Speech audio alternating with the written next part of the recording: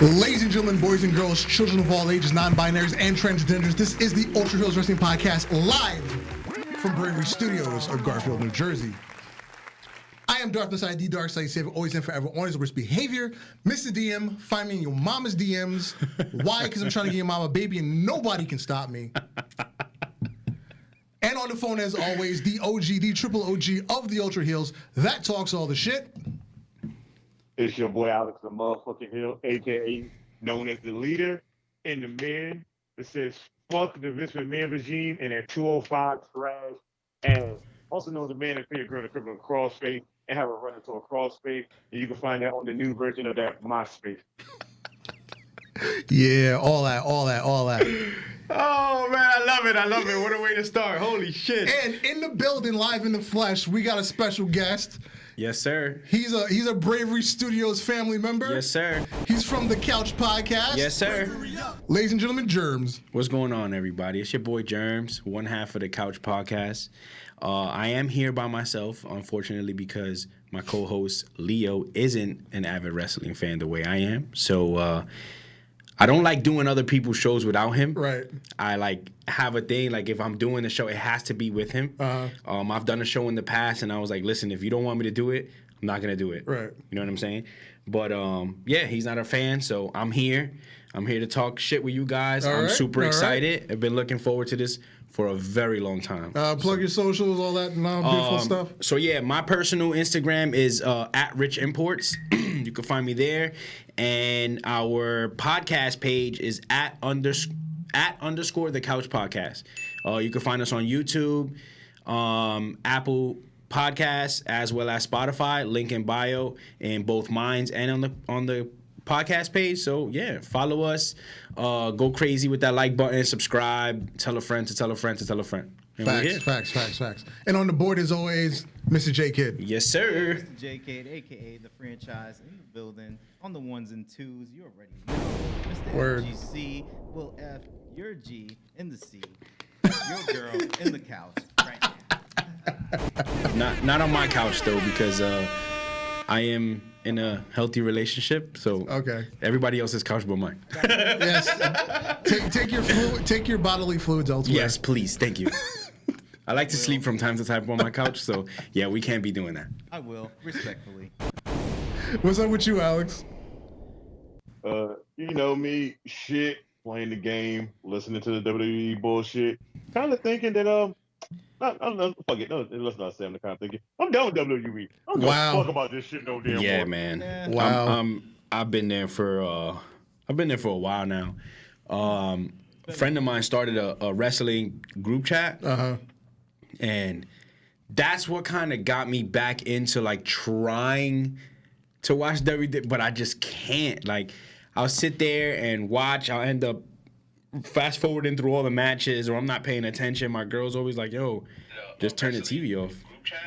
I'm like, I can't. I can't. It's boring. There's like one or two matches that I could like stomach. You know what I'm saying? Same thing for the pay-per-views. I wait for the next day just so I could like scroll through the matches, and it sucks because like I really came up on WWE. You know what I'm saying? All that stuff, all that good stuff, and like now it's just like, oh, I can't do it. I can't do it. It is. It's fucking sad. It's terrible. All I gotta say with WWE, man. Stop it. Get some help. All right, let's go straight into it. So yesterday, once again, Sean Ross of Fightful reported that WWE has come to terms with John Morrison, Top Dollar, Ashante Adonis, Isaiah Swerve Scott, Tegan Knox, Drake Maverick, Shane Thorne, and Jackson Riker. So this is, I believe, the third straight month in a row where they've released people. Yeah, they're getting crazy with the releases. I believe they've let go about 60 people this calendar year. Yeah, that's crazy. It's over 120 in the last 2 years. What say you, Alex? WWE is a piece of shit.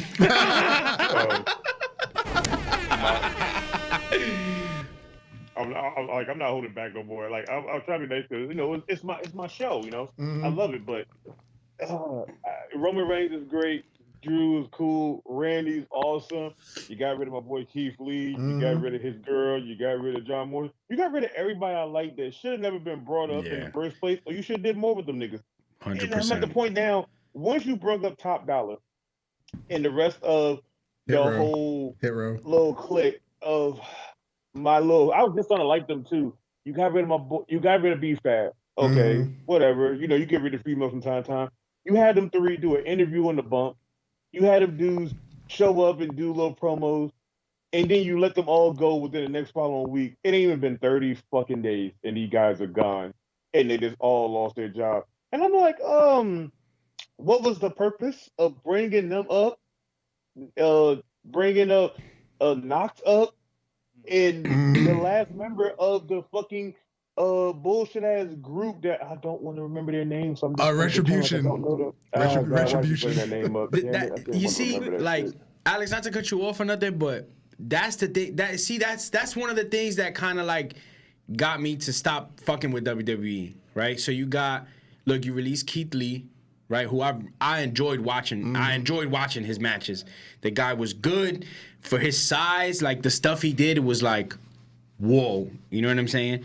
You release a guy like that, Samoa Joe. You did the same thing with Samoa Joe. No, he's still there. The first time they did it, whatever. You know what I'm saying? Gotcha. Again, a person who I love is they do that stuff. All right, Samoa Joe came back, and you know he came back like he didn't miss a step. You know what I'm saying? But then you got motherfuckers just like Alex just said. Yeah. Fucking T. Like, come on, man. you getting rid of the wrong fucking talent. Shane Thorne is a really good wrestler, and he was just poorly used the entire time he was NXT or the main roster. How many great talents or great wrestlers are just being misused? But usually you do good in NXT and they destroy you on the main roster, but I feel like he never got a fair shake in NXT either. Because he started out as Buddy Murphy's tag partner, right? Yeah. And then he just disappeared. For like months, almost a year. Good old until they started using them again. Good old WWE, baby. Now, however, one of the people that got released, Drake Maverick. Did you happen to see his promos that he's done? I tried to watch it. I watched it when he went live. I tried to watch the one he put up, and his face, like I stopped. I seen his face. I was like, this guy's probably gonna cry. Right. All right, cool. You in your feelings? Go ahead, let it out. You know what I'm saying? Then once the lights went dark, and I was just like, I'm done. I'm good now, here. He's really good friends with EC3. They've been friends since TNA. Yeah. So I knew as soon as I saw his name on that list, like, he's about to go do that. What the fuck does he call that shit? Control Your Narrative. That's what his little segment is called, Control Your Narrative. I knew he was going to be in that immediately. Because Braun Strowman's in that, because he's friends with EC3 too. Okay. Zack Ryder. Zack Ryder's in it. Moose has made a couple appearances in it. Braun Strowman's over here making TikToks now and shit. Yep. I don't know, man. I don't know. You know what's the thing? You know what the funny thing is that, like, all right, WWE is gonna continue to do all this shit, and we just gonna continue to do what we doing, just fucking bashing them every chance we get. You know what the problem is? The business has drastically changed. The fact that if we watch TV or not doesn't even matter anymore. Whether we buy tickets and go to a show doesn't matter. Doesn't even matter anymore. Doesn't matter. As long as Fox, Universal, and 100%. every fucking sponsor keeps writing them checks, it doesn't fucking matter. 100%. It doesn't even matter anymore. We could sit here and talk all the shit. It's not gonna make a difference. They can go back to having shows in the fucking Thunderdome without fans. It doesn't even matter anymore. They don't have to have attendance. It doesn't matter. That's it. They're at that. That's the thing. They're at that point. So it's like it's how some of these look at some of these rappers. They don't make music fucking years. It's the same thing. It doesn't matter. It doesn't matter. It's fucking Jay-Z could come on and make a song about pickles, and you're gonna listen to it because it's Jay-Z. It's Jay-Z. Yeah. It just doesn't matter. Yeah. It doesn't matter. Doesn't matter. Guy got fucking beat up in the elevator by Solange, made a song about pickles, and people love him again. Look, I'm gonna tell you right now. I'm gonna tell you right now who cares the most: Fox and USA. If you ever see when they release somebody and they like posting their thing, future endeavors. Fox and them would get on the Instagram page and be like, "Damn, Excuse me. you just gonna let them go?" Like they don't give a flying fuck. They They pay you. don't. They can say what the fuck they want. They You can't get mad at don't. them. That's But just if like you get working on in there and say that retail. shit, you might get blocked. That shit is like just like working in retail, bro. They do not give a fuck about you. Right. Mattman podcast. That's the podcast that the one of those guys that's always on the pre-show to like the pay-per-views.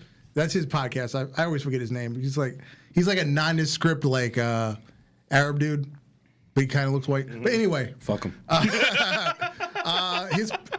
They tweeted the worst part about all these WWE releases is that it's coming around the time a Ring of Honor cuts are happening. It's going to be hard for a lot of people to find consistent work in top promotions. As per AEW already being stockpiled. I could see that. It's just I do.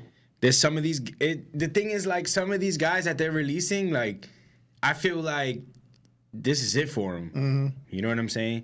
That by the grace of fucking God, they got to WWE, right? And that's that glass ceiling for them. Yep. You know, you got these guys who were fortunate enough to be on the indies, right?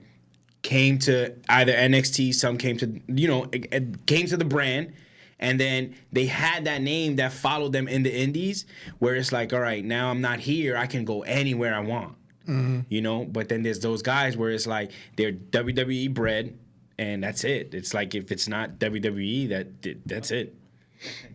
Yeah, because AEW now, I believe AEW now has a bigger roster than WWE. I'm willing to say that. It's also a much better. Like, it literally does. Like if you look at AEW roster of just people that were signed from New Japan, Impact, AAA, fucking Indie, they have way more talent in WWE. And the sad thing is, they use all of them. Like I'm so confused. How can you have like damn near 80 plus people use everybody? WWE have like what? 29 on SmackDown, 30 on Raw. And they use 5 of them. What, 20 on NXT. You only use like out of all like 100, you're gonna use like 26 of them. And it's the same Same 26. They leave, they get hurt, and they come back and they write 2-3 matches right in the same position that they were in right before they left. They really screwed over though. Hit Row. They literally screwed over Hit Row because they only had one appearance with that incident with Sami Zayn, and that's it. That's all you've seen from them. And next week they got released. So I can't even weigh in on that because I'm just so done with WWE that like I know who Hit Row. I just haven't seen anything that they've done. The only thing was that one week. And you wasn't gonna be able to. 1 week. Yeah, exactly. I guess I missed my chance, right? Taya Valkyrie put out a tweet. Stop supporting a company that has zero respect for the talent. You love pro wrestling. You spend your money on hundreds of alternatives. This is wrong. Ethically, as employees, they don't care about us, talent or fans. Well, she was one thing she's misunderstood about. She was never an employee. You're an independent contractor. So. Yep. I mean, I get the spirit of what she's saying, but if the fact that she put the word employee in there kind of ruins her argument. Yeah. You were never an employee. You were a fucking slave. you were a high-paid slave. That's basically what it was. I'm gonna keep saying like I always said. If you're on NXT, you do the worst you can on top. You do the worst you can on NXT. So Vince don't like you and call you up. But once you start doing good and you get called up, you might as well just go ahead, pull out your folding chair at the back of catering, and just make sure your seat is warm and full of JTG, and try to stay there as long as you can to get checks and to let you go because they don't use you. Yeah. Get lost in that fucking shuffle, man. It's terrible. Like at this point right now, I'm really surprised. Because all the wrestlers know that they're independent contractors. Why don't you just? I don't know. Not show up for shows. What are they gonna do? Fire you? That'd be the best thing you can do at this point. 100%. Anyway. 100%. I believe when Tyler Breeze was released late last year, I think he had the best response. Is when you sign a contract, you already know what the deal is. Mm-hmm. You're signing a contract for a potential job. Either they use you or you don't. You're gonna get paid either way. It's yes, you love what you do, but you don't love the way they want you to do it. But if you want to keep getting paid, you're gonna have to do it. Yep. When they want you to. I don't know, man. I'm just fucking. Yeah, basically, yeah. Shit. Somebody's gonna have to suck some dick, and it ain't gonna be me. And you know what's the worst thing? Vince is back there in Gorilla like, this shit is fucking awesome. I love it. I love seeing these black men slam each other on the fucking. Yo, every now and then. What up, Valdor? At this point right now, I feel like Vince being the back Gorilla. He grabbed his lotion bottle and he slides deep up under his table. And he started jacking his shit. Nah, nothing will ever top Do-Rag Vince though. Oh man, Do-Rag Vince and Booker T. And Booker T in the night where John Cena was backstage and he was like, "Keep it up, my nigga." Keep it up, my nigga. Tell me he didn't say that. When he said, did he really say that? I think Booker T was dead ass serious. I think Booker T wanted to fight Vince. He should have. I'd have fucked out for him. Fuck that. Valdor. First Hogan, now Vince. What the hell? Valdor said some of these guys might have to go abroad to find viable work because all of these U.S.-based wrestling companies are just stacked. Impact is back to full strength. Yes. I can't even tell you the last time I watched Impact, dude. Impact is really good. Shit. Impact is really good right now. Really? Yeah. I might have to get back on it. Right now. Possibly forever. Independent places are a lot of independent places are doing so. But don't forget, the 14th? What's that? This Sunday? The one in Rawway is going to have fucking Blake Murphy there versus Ace Bailey. Oh yeah. Yep. Like WrestlePro. Yep. Like these dudes that do indie shows. These dudes do indie shows. And I'm okay with doing indie shows, but. Oh, like, Fandango's going to be at that too. Fandango's at that too. Yeah.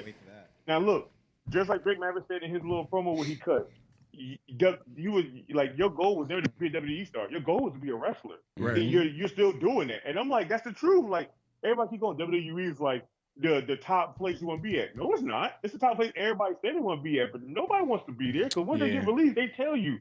And that shit was not fun. Like it was somewhere they wanted to be because they grew up watching it. But they don't want to be there. And I'm with them with that. Fuck that. Like I want to be a wrestler so bad. WWE told us we'll hire you. I'm gonna be like, so you're gonna have me for how long before you let me go? That's like I don't see the purpose of me showing. Did you guys hear the Bollywood Boys episode of Talk Is Jericho? No, I didn't. That one I didn't see. Very good. First of all, Jericho's guests, like he's on it with his guests, and the way, like the comfort level between them, the stuff that they talk about, like the one thing I like is that like if it's a former WWE guy or whatever, they're not bashing the company. You know what I'm saying? Right.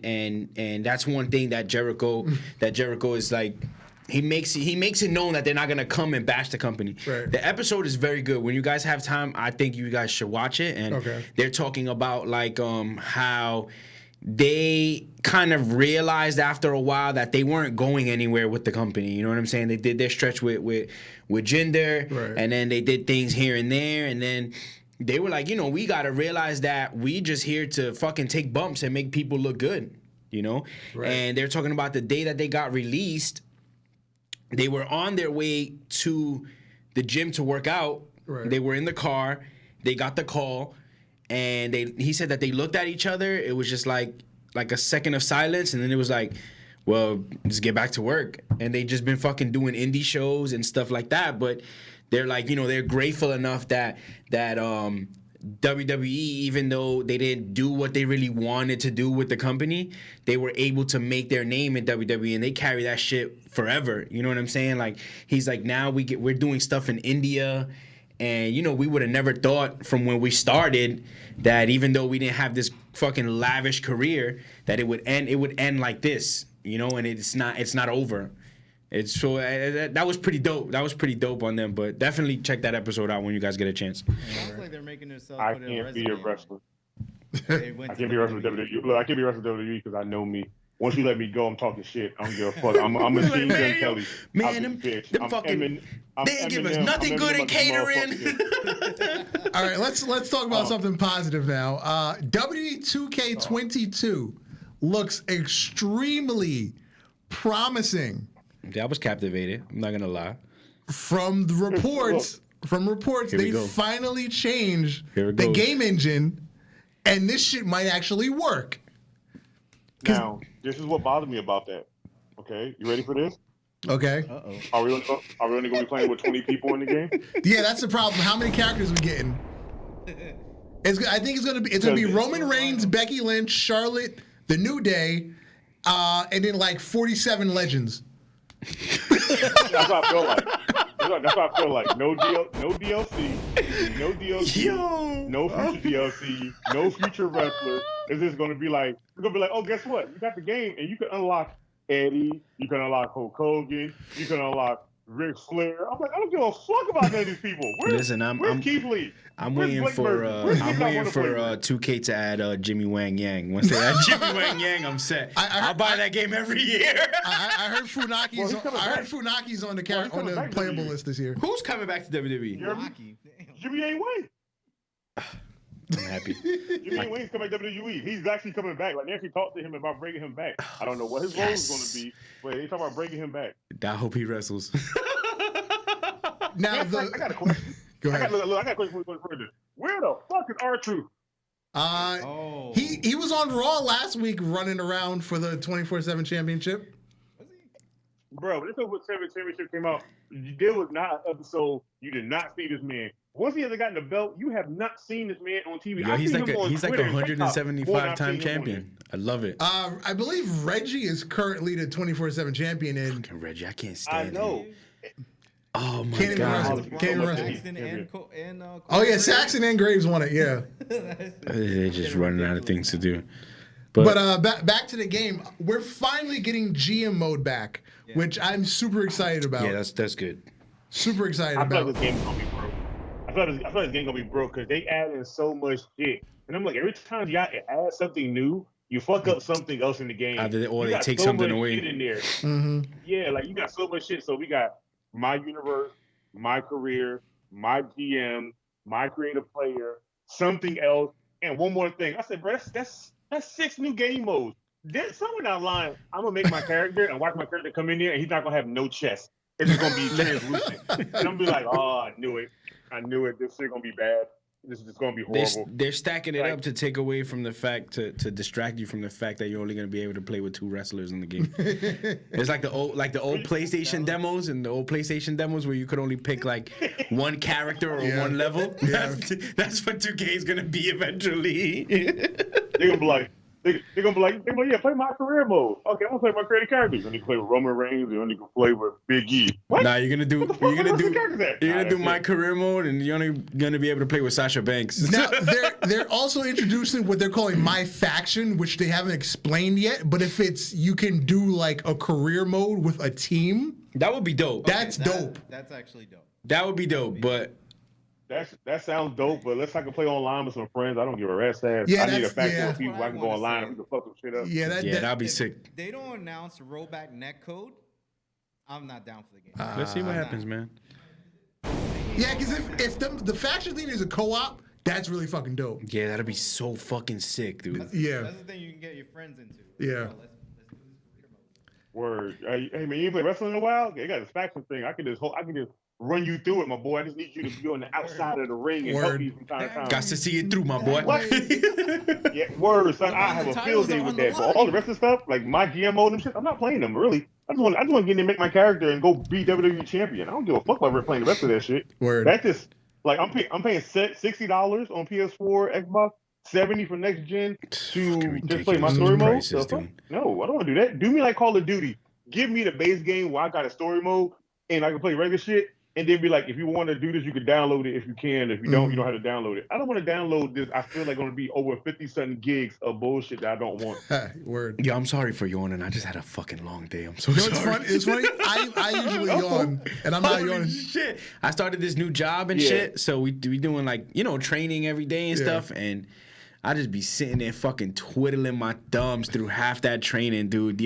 The first day I got home, it was like 5 o'clock, 5:30, and my daughter was sitting at the table eating, and I was sitting like next to her, and I was like nodding out. Wow. And I'm like, nah, I can't do this. I can't do this. But it's worth it. It's gonna be worth it in the long run. So Word. I'm just gonna have to take this L right now. All right, let's talk about some more positive stuff. This past weekend we had AEW Full Gear. What a great show. I feel like every match was either really good or really boring. Yeah. Nowadays, there's no middle ground anymore. Right. It's either you're going to get a fucking phenomenal match or you're going to get a match where you're just like, oh my God, like I just can't wait for this shit to be over. What I think ended up being the match of the night was the opening match, which was MJF and Darby Allin. That was a fucking... It was a good match. MJF was an amazing heel, as he is, but he put it in his ring work this time. Yeah. He worked the body part, and then it all backfired on him. We started selling the knee, and he still came through with the victory in the end. I'm just waiting for Darby Allin to change his wrestling gear. I can't. Well, them booty shorts with the leggings. Like, come on, but dude. that makes him though. You're not a 2011 high school girl. He's a booty shorts, leggings, and Doc Marten shoes. Come on, guy. You're like 50 pounds. Come on, put something else on. That's all I ask of you.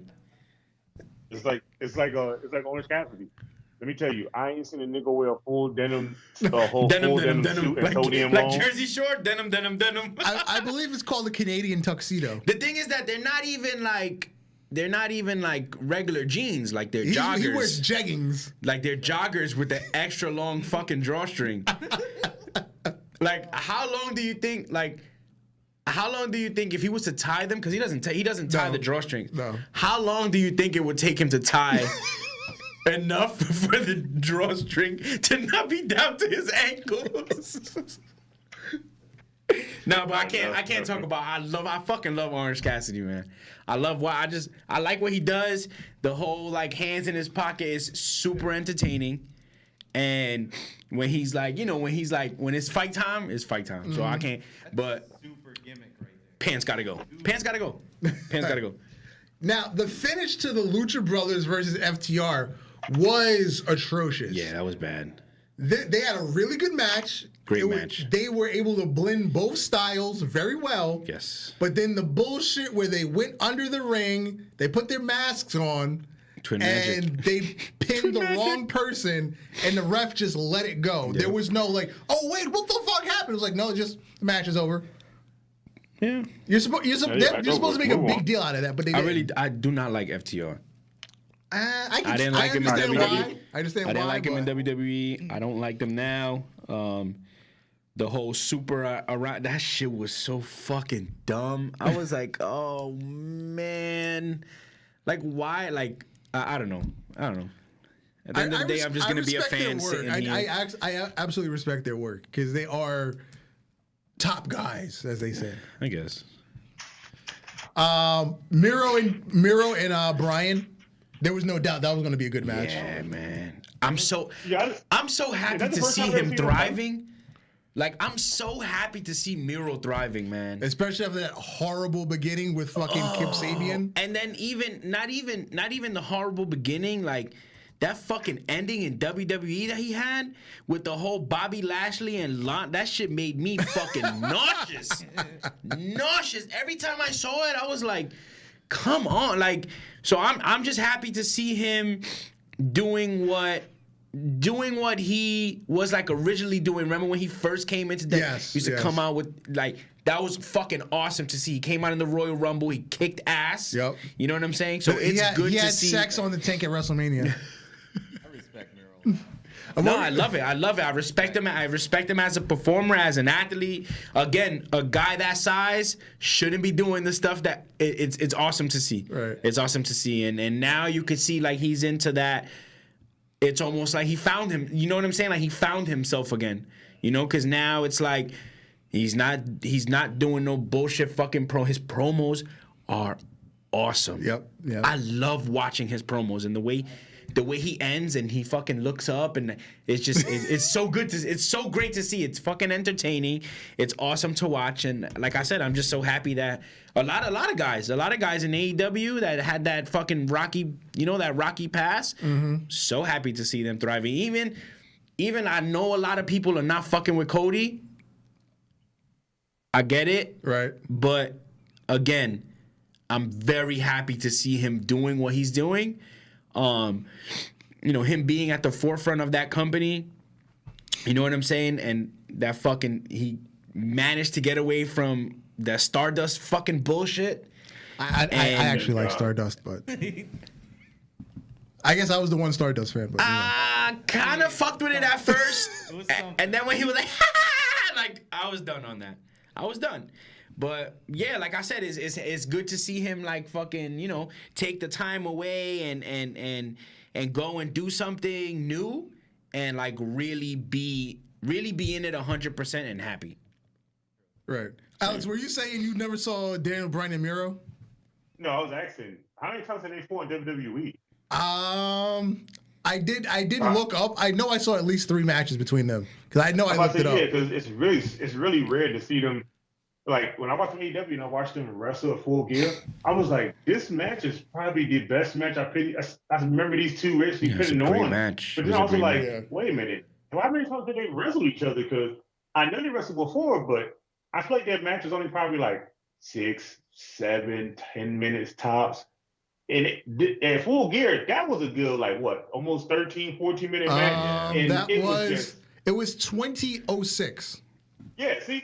And they got time to actually work with each other. And I'm like, this is probably the best. And WWE should have did that shit a long time ago. But I also understand that they got to fill up the time with, bullshit-ass promos in the back, talking about bullshit, cutting time for people to come out, long-ass entrances. I can go on for days about WWE. Yes, we all can. At this point, we all can, brother. Good to see a nostalgic match. What was it? The Bucks and Cole versus Cage and Lucha, Jurassic Express. Yeah. That was a clusterfuck. Inner Circle versus Top Team was a clusterfuck. Yeah, that match was. Oh man. I mean, it was something to watch, but you literally had the same match with just different people. That was a WWE match. Yeah. If you really think about it. What was good about that match was Luchasaurus just doing a freaking moonsault. Oh, but he always has to do one in one of those matches. Yeah, but it's always great to see a guy that size doing that. Yeah, him to be his size, doing a standing shooting star. Yeah, dude, these fucking. That's what shit you see. That's what you see in 2K. Yo, it's a new day in wrestling. You got these fucking, no pun intended. You got these big guys, pause, doing these fucking crazy moves that like motherfuckers are doing. You know what I'm saying? Motherfuckers were doing in the cruiserweight division. Mm-hmm. It's awesome. It's amazing to see. That because you don't see that every day. Nope. Like that match with that Evil Uno match with Bryan too was. I like Evil Uno as a wrestler. Okay. Outside of the wrestling ring, I think he's fucking annoying. Yeah. But that was a great match. He lit Bryan's chest up. He fucking lit his chest up. Bryan, he voluntarily does that now. Like every time he's facing a really like big guy, he voluntarily was like, "Yeah, let's light it up. Light me up, baby." I always enjoyed the part where Miro was like, "Yo, hit me!" Like he tried to hit me. They putting on those matches that should be, great matches. Are really living up, like they're living up to their potential, which is it's good to see. Stuff we should have seen in WWE, like Miro and Daniel. Yeah, it looks great on AEW. We all know why we didn't see it because it was WWE. That's it. CM Punk, Eddie Kingston. I'm surprised Jim Ross didn't use the word slobber knocker. I swear I thought he was going to. I was ready for it. I was like, oh, he might hit the old school commentary. Well, this is a slobber knocker. Blood, sweat, motherfuckers are tired. I said, oh yeah, this ain't even a wrestling match anymore. This is a goddamn war. It was a fight. Eddie Kingston was there to fight. He did what he was supposed to do. I'm a little tired of CM Punk already. I can't lie. I agree. I can't lie. He is wrestling too much. He's wrestling too much. The thing is that it's not that he's wrestling too much. He's just on TV entirely too much. Dynamite. You know what I think is? Rampage. It's too much. I would be with you on that, but at the same time, this man ain't been in the wrestling ring forever, and he's trying to get his bearings back. The more I see him on TV, the more I know that he's really, really passionate about wrestling. No, yeah, I'm not saying anything. I'm not saying anything bad in that sense. I get it, but it's just. I think it's a little too much. It doesn't feel special. It doesn't. It was special when he came. When he came back, when that music hit, boy, those fucking chills that went through my body, bro. I was like, holy shit! Like, we're back. We're back. You know what I'm saying? But now, every fucking week, I'm just like, all right, okay, I'm good. Yeah. I get his point too. Did you guys see the bump, the Cena bump he did? Yeah. He did the set up to the foul knuckle shuffle, and then he just stopped here. Like, and then Eddie King's like, "Fuck you." I love that. Yo, that was a. I enjoyed the match for what it was because it was a fight. Yeah. You know what I'm saying? Fucking seeing Kingston wipe Punk's blood and just wipe. Shit was fucking sick. Yeah. Now, I got my reservations on Eddie Kingston too, but I enjoyed watching the match. I dare say Eddie Kingston probably has one of the biggest natural fan reactions. Yeah, because he's a fucking psycho. I was because I feel like he has like that Stone Cold vibe where it's just like, this is me, but this is me. This is representation of me in a wrestling ring. This is really me. Yeah. This is how I fucking feel. That's that Yonker shit. That fucking D-Block shit, DMX shit. You got him fucked up. I'm really upside. Dead ass. Yo, really outside. I don't care what nobody say. Eddie Kingston is the only motherfucker in wrestling today that will come out there in a hoodie, some sweatpants, and some Timbs. No dress shoes, no. But the thing is that he comes there in the most New York clothes on and expect you to just be like, oh, you said fuck that. This is he really dresses like somebody's dope fiend uncle. Word, like, because his shirt. He's a professional wrestler by day, but by later on that night, he out here selling his. I bet he still owns a FUBU jersey. His shirt, I wouldn't even be fucking surprised. His shirts and hoodies be a little dingy. Yo, them Timbs be dusty. They be leaning. Like, come on, bro. You could afford $190 for a new pair of Timbs, my brother. You gotta give it up. Those are his lucky Timbs. That was like in 8 Mile when he was like, Jesus Christ, it's starting to grow roots. I'm telling you, man. But I like Eddie Kingston, like you said, it's a real representation of himself. I think that's why he's so over with people. Yep. You know what I'm saying? Yep. Because it's not a gimmick. People can relate to him. Like, that's really him. Even when he was coming out with Moxley. Yep. You know what I'm saying? Like, you were hyped to hear Moxley's music, but you were watching Kingston walk through that crowd and fucking grip. Like, it was amazing to see. Like, yo, Mox is going to fight, but I'm right here behind him, so don't try no funny shit, because we're going to jump you. I love it. That's somebody you want to have your back in a fight.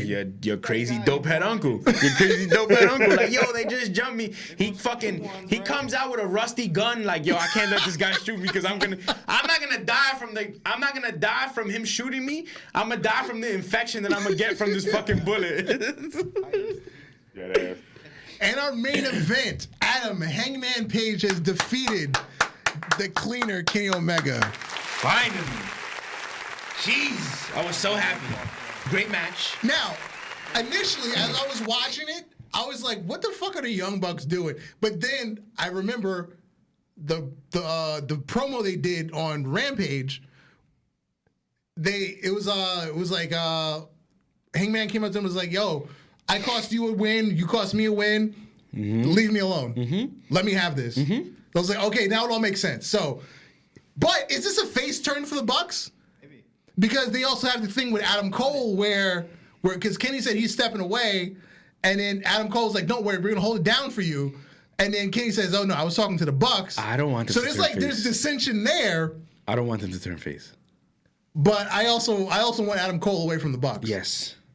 I want him with Bobby Fish. I was upset. I was want upset. O'Reilly to come in, and I was want. so upset when Cole came. I was like, oh, I was like, yes, and then I was just like, oh no. But that's Why? it.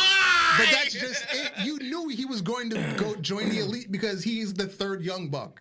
Yeah, but he's doing. And Cole is doing his thug thizzle right now, man. Cole is doing Cole. I loved watching him. I loved watching him in NXT. I was so happy that he didn't go up to the main roster because I knew what was gonna come of that. Yeah. Because they were gonna just. It's one of those things where it's like, all right, we throw him in the main roster. Who he's gonna feud with? Rollins, and it's gonna be over and over and over. They're gonna stop. He's gonna move on, or he's gonna get hurt, and he's gonna come back, and he's gonna go right back into that same feud with Rollins. It was like the same shit that they did with fucking Finn Balor, with the Mysterios and Seth Rollins and Buddy Murphy. I was sick of that by the second match. You know what? I'm happy you were sick about the second match. I was sick about the first one. And then they did the whole thing with Aaliyah. With Aaliyah and Buddy Murphy, I was like, this is fucking gross. What the fuck is Vince doing? But then again, Vince doing Vince. This is Vince. Fucking This is creep. Vince. That fucking creepo. Let's not forget. Look, let's not forget when Stephanie was pregnant. Vince wanted to do a storyline where he was the father. So Dude, just coming from that band. That dude is fucking sick. Alberto in the chat says Kevin Owens should join Cole and Fish and O'Reilly when his contract is up. First of all, if Kevin Owens do join AEW, he's going back to being part of Mount Rushmore. Yep. If he don't be part of Mount Rushmore at this point now, I would just love to see him over there to be a part of AEW, but to be part of that forbidden door, where AEW let people go out but don't let other people come in as much. Yeah. So it's like a one-way door. I would love to see him go over there and then show up. I don't know. Show up in Impact. Show up in AAA. Show up in New Japan just for the hell of it and win the United States. Win the New Japan United States title. Just do something different. Yeah. Now, quick question for you, Alex. Since FTR has won the AAA Tag Team Championships, have they actually been to Mexico for a match? To be honest, no. And to also be honest, AAA also basically claims that they are their champion. Now, all the top 3 AAA champions are all Americans. All Americans. It's fucking Kenny Omega, it's FTR, and Deonna Purrazzo. The fuck? Americans. You gave all your belts away? That's what Americans do. They go in, they rape, they pillage, and they take over. It's crazy. Yeah, they literally do. It's crazy, dude. And at this point right now, you also got to think about it. When the last time you seen a AAA match or a pay-per-view? Yeah. They're not really getting much shine as like AEW and WWE with having matches every week. So their belts would have been just sitting on somebody until they have a match. So depending on them, at least you know the belt is on TV being shown off. So when it comes down to it, you want to see that person fight for that belt. And those belts are fucking fugazi. Those belts look like fucking plastic. Holy shit! Again, this is Mexico. What do you expect? I'm saying though, at least a little shine on the belt, make it look a little real. Goddamn. Like they could, but I also feel like their belts came out of a prize package.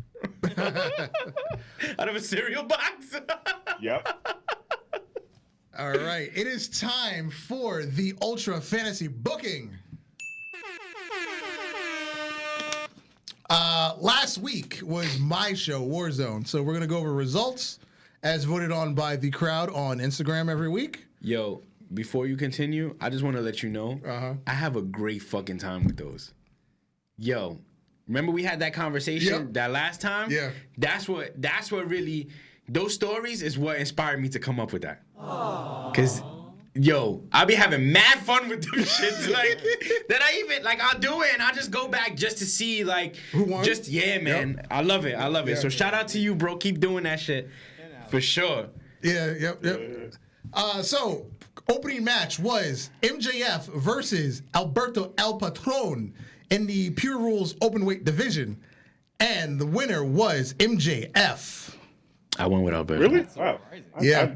Weird. It was a landslide, too. I feel like he was going to win by. I feel like he was going to win, but I feel like it wasn't going to be a regular win. It's going to be a landslide. But you already said landslide, so you don't need to even finish that sentence.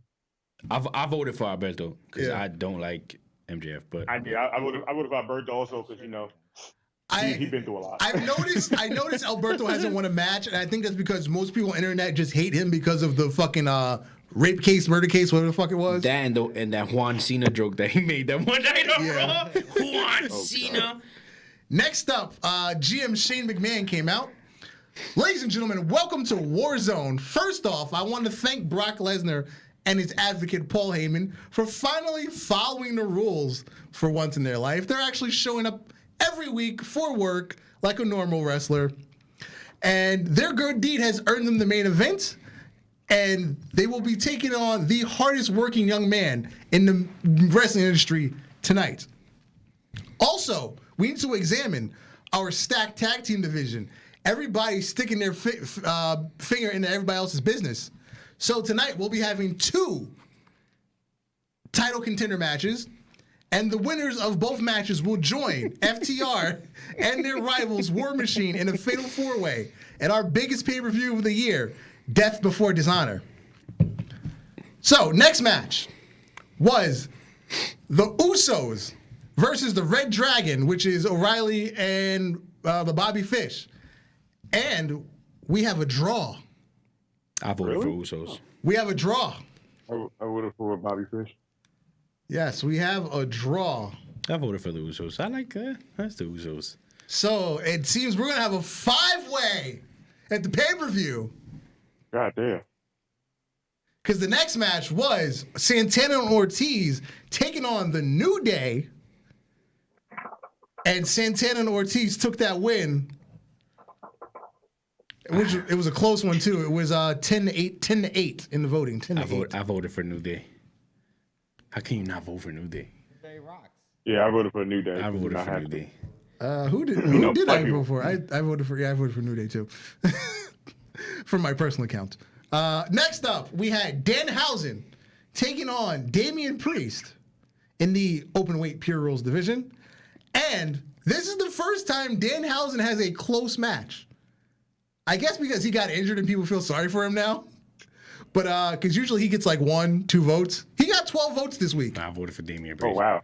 And Damian Priest got 15. I voted for Damian Priest. So Damian Priest took that win over the very nice, very evil. Love that Danhausen. Damian Priest just needs some better mic skills. He'll be good. I don't think that is bad. I think just... They're not bad. They're not bad. I think he just doesn't know how to flip the shitty material they give him. They're not bad. It's just... I don't know.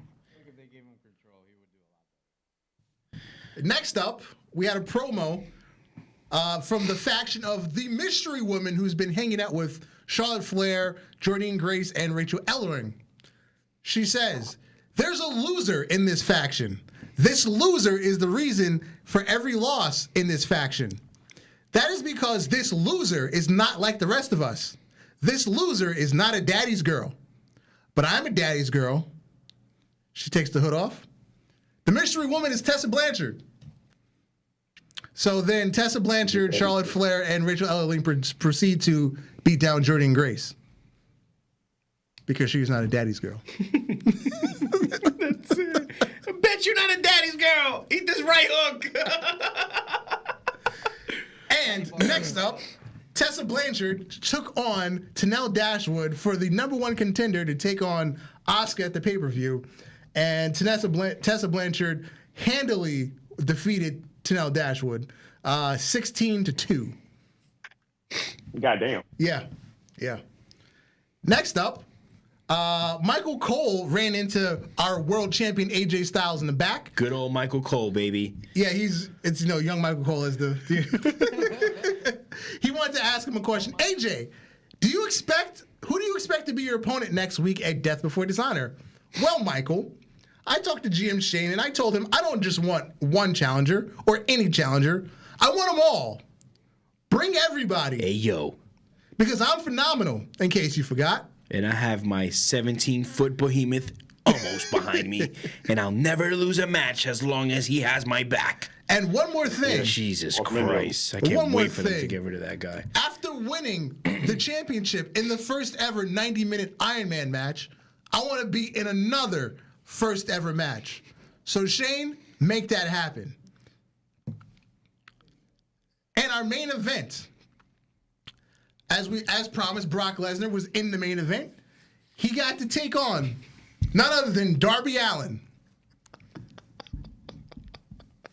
So bad. It's like putting a high schooler versus a preschool. Now, obviously, Brock was going to win this match. So I can fucking picture that him picking him up by his booty shorts and cheering My booty short, throw him over his shoulder for the F5 all in one clean swoop. So being that Brock was obviously going to win, we had a stipulation finish.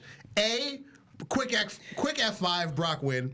B, we go to Suplex City, then we hit that F5 and Brock wins. Or we can have Darby Allin fight back. He goes for the coffin drop, and Brock just reverses it into a Kimura lock. And that's what won. Brock won by Kimura lock. Really? Yeah. You're right. I voted for that one just for so fact. I just like seeing Brock break people's arms. I can't help it. I voted for the Suplex City. Okay. And after the match, the lights go out. The lights come on. And who is it? None other than The Undertaker. Darby, you, me, death before dishonor. And you will rest in peace. Oh, God. I'm tired of that guy, too. And that was last week's episode of Warzone, and leading into my big pay-per-view of the year. It's my WrestleMania, Death Before Dishonor. Alex, are you ready with your pay-per-view this month, Ignition? Oh, you know I am. I'm always not like last few times, because of the pandemic. But still, I'm always ready. So check it out. So seeing how last week we ended off with Hangman gets a phone call from the man from another show by the name of Brock Lesnar. Mm-hmm. We kick off show tonight with Brock in the back talking to Dana Peruzzo and Cesaro, telling them that his third client and him have had a discussion, and the plan is all coming together the way it should be. And we start off the show by going to our first match, because see how this man Sheamus has been damn near undefeated in my fucking wrestling promotion. Yeah, Sheamus is your superstar. Happening. I gave Sheamus the night off. Okay. So he would not be wrestling. He will be sitting commentary with a match that will be against Cesaro and Jay Lethal. Ooh, I like that. I like that. Oh, that's good. Very nice. I like. Yes. Now, last week we had the Briscoes versus the Right to Censor. And, this wins over the Beer Money, go against Beer Money. So, seeing how the Briscoes won their match, we're going to have the Briscoes face none other than one of my tag teams I haven't had them face so far. Okay. We're going to have them face the North. Okay, the North. Yes. Mm-hmm. And this will be a 20-minute limit tag team match. So we're going to have them boys that say the N-word probably more than I do versus some boys that just from up north I feel like also say the N-word as much, just not on camera. Yeah. We also had Naomi versus who had Naomi versus last week? Was it Naomi was off last week. Your women's match was Thunder Rosa and it was Naomi. Thunder Rosa and Naomi. It was Thunder Rosa and Naomi. Thunder Rosa won her match, so now we're gonna have a little different kind of match. So we're gonna have Candice LeRae, okay, versus Sasha Banks in the Anywhere Falls match. Kaylee Ray and Sasha. Okay. Our next match, we had our boy Steen versus Wardlow in a Falls Count Anywhere No. 1 contender match, and Steen won. So now we're going to have peep the tea, baby. Word. Hold up. I got to pump up my muscles, do my voice. We're going to have two big beefy men slapping meat at each other. We're going to have Wardlow versus Shane Taylor. Wow. Oh, did you see, I think Shane Taylor versus Kenny King at Final Battle? Yeah, and I'm so into that because I need that match. Even though it's gonna be black on black crime, I need that match.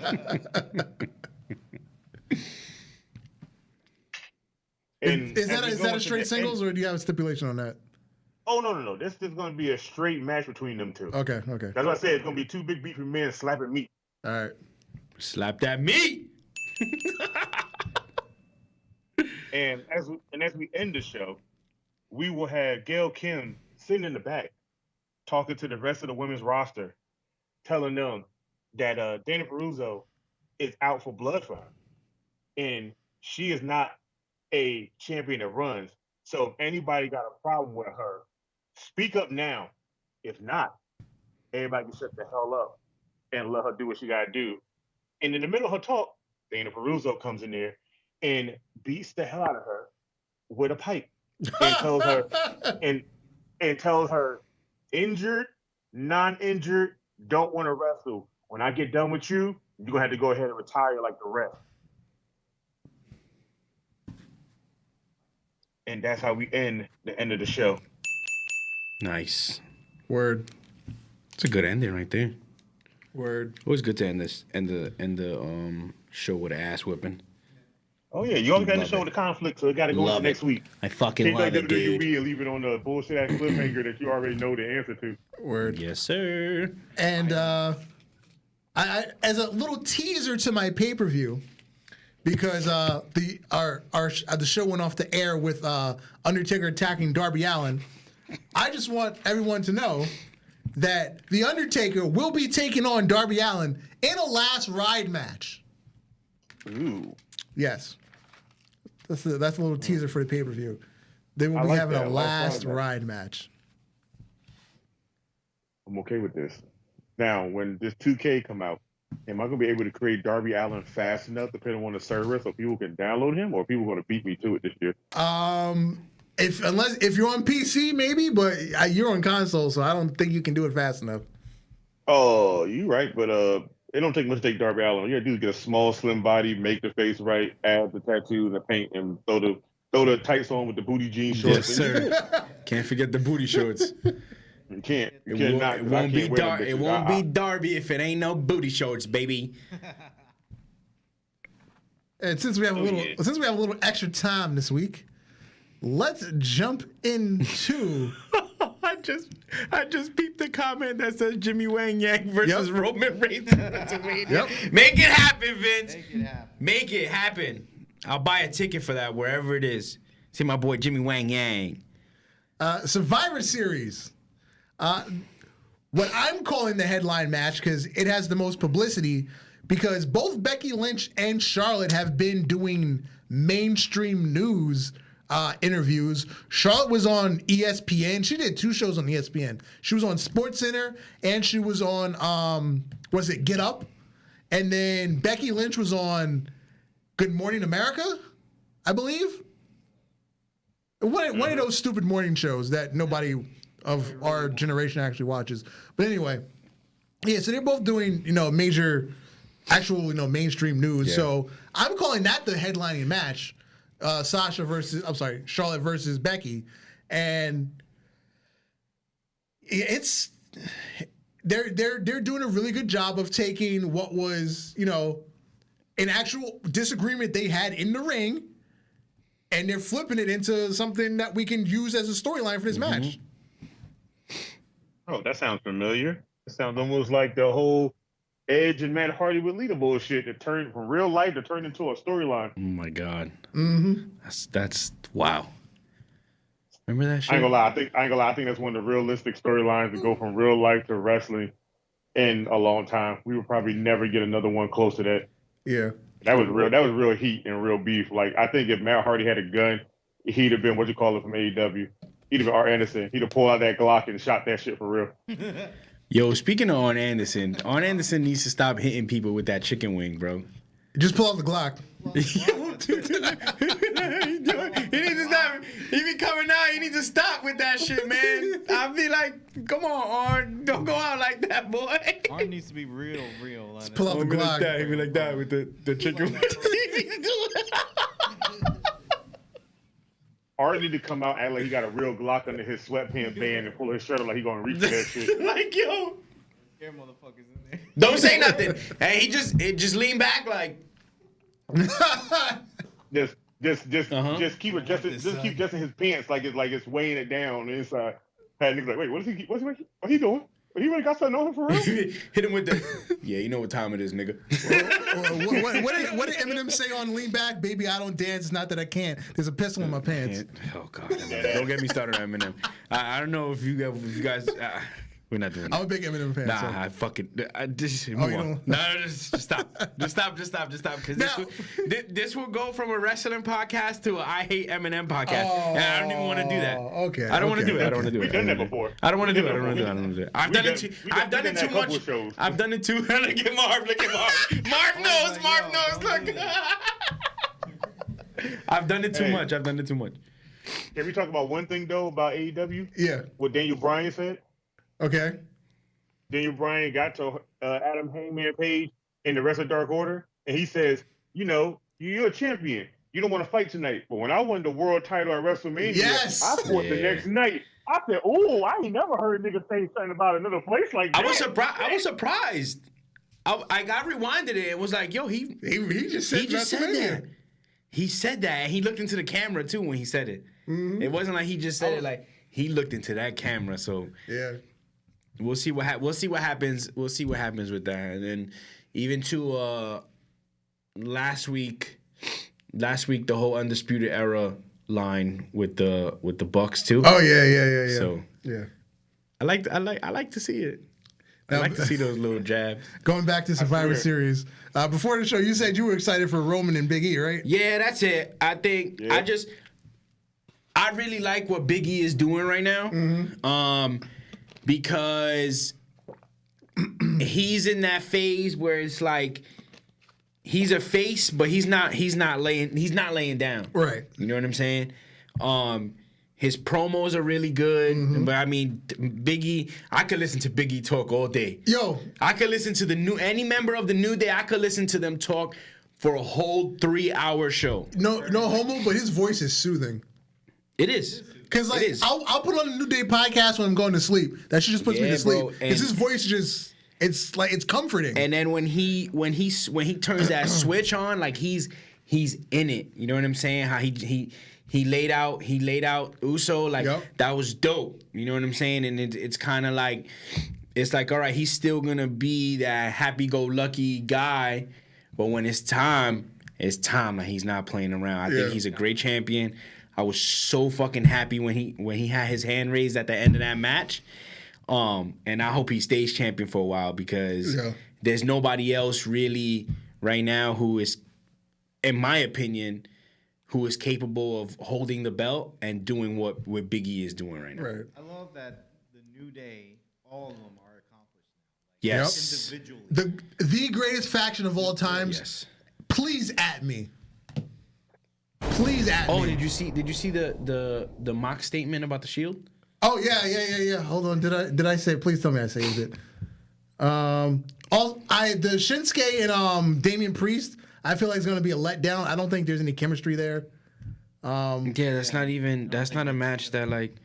Again, that's just like a match that just I feel like thrown together. You don't see. It's always got one Survivor Series match that's just thrown together. Yeah, there's a lot of WWE matches that are just thrown together, but no, I didn't say that's that. True. Also, we got I'm gonna look for RK Bros versus the Usos. I feel like it's gonna be a good match. There's not really much story leading to it, but it should be a good match. How you feel about RK Bro? I didn't like it at first, but it's grown on me. I love RK. It's grown on me. I love that match. I love them anyway him. because I love Matt Riddle and I love Randy Orton. I just love them. I love how it's like the little brother, big brother kind of like thing that you get from them, and Randy just be like upset and shit, but he'll fucking come and you're not fucking with Riddle, like you're not fucking with my little brother. Mm-hmm. You know what I'm saying? And it's good to see that dynamic between them. I felt at first like it was one of those things where it was like it was gonna be short lived, and then he turned on Riddle or whatever, and then it came back. Yeah, he came back. Yeah. But it's so fun to see, and I love seeing how much fun Riddle is having. Oh, quick fact about Randy Orton. On Sunday, he will have the most pay-per-view matches ever. He's going to pass Kane with 177. Yes. That's still crazy. And it will continue. Yeah, 100. On Sunday will be 177 pay-per-view matches for Randy. You know who they remind me of? That team? Goku Vegeta for real. Okay. Literally, Matt Riddle is Goku. I just sent it to you. Right Randy now. Orton's Vegeta because of the attitude he's. Yeah, there we go. That's it. So They're literally the Goku Vegeta of the team. All right. Here's the quote Seth Rollins put on Twitter about the Shield. There's only 3 guys on the planet who know what it was like to be in the Shield.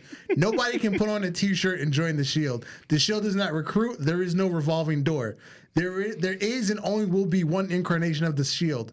Me, Seth Rollins, and Roman Reigns. It's incredible. The thing to be a part of something so much bigger than yourself. Something that it takes on a life of its own. Something that will never truly belong to WWE. It was our baby. It was our own. In creating the Shield, we created a monster. It didn't come to life in creating in a creative meeting. It came to life before your eyes, evolving and growing into something that captured the fans' imaginations all over the world, something they could believe in, and that's the kind of thing you wouldn't trade for in the world. And highlight the best comment that I've ever seen on a fucking post. Rollins. Cut to Kurt Angle with the Arthur Fist meme. Yeah. That was fucking terrible. That was so part of the group. bad. What the fuck you mean, nigga? That was so bad. Kurt Angle couldn't even walk straight, and he's over here fucking taking bumps with the Shield. That was so bad. Now, two small things. Two small things. Triple H was also part of this. Oh yeah, Triple H was an honorary Shield member at a house show. Now, 2 small things about this blurb from Moxley's book. Originally, Roman Reigns wasn't even supposed to be in the Shield.